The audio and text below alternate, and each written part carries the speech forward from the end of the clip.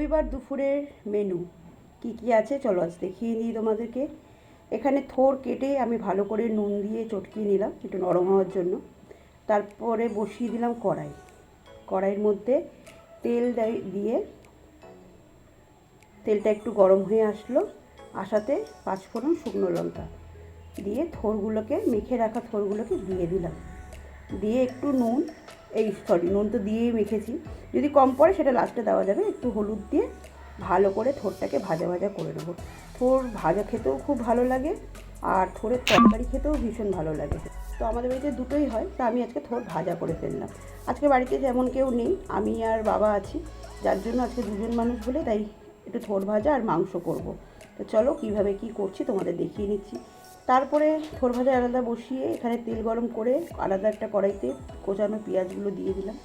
দিয়ে পেঁয়াজগুলো সামান্য একটুখানি লাল লাল হয়ে আসাতে আমি তার মধ্যে দিয়ে দেবো কেটে রাখা আলুগুলো। আলুগুলো দিয়ে ভালো করে আমি আলুগুলোকে ভেজে নেব।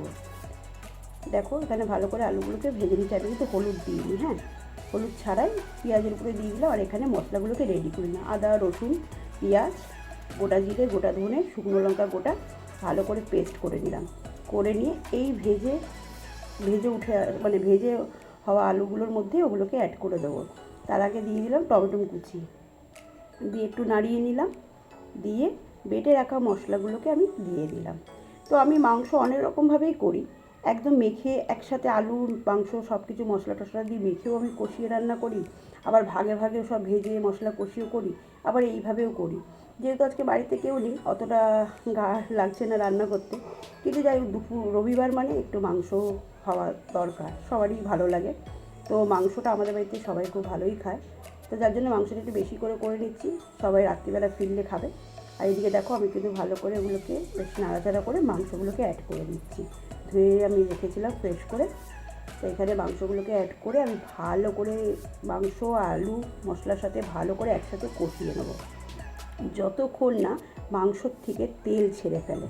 তো এখানে দেখো মশলাগুলোর সাথে কিন্তু ভালো করে মিশে গেছে মাংসটা। বেশ অনেকক্ষণ কষাতে লাগে, মানে প্রায় 10 মিনিট মতন তো আমি কষাতেই থাকি, নাড়তেই থাকি। তো এখানে দেখো ভালো করে কিন্তু আমি নাড়িয়ে নিয়েছি। আর এখানে দেখো আস্তে আস্তে কিন্তু তেল ছাড়া শুরুও হয়ে এসছে, প্রায় তেল অনেকটাই ছেড়ে ফেলেছে মাংস, তার মানে আমার একদম কষানো প্রায় রেডি। তবু একটু যদি নাড়িয়ে নিলাম আর একটু।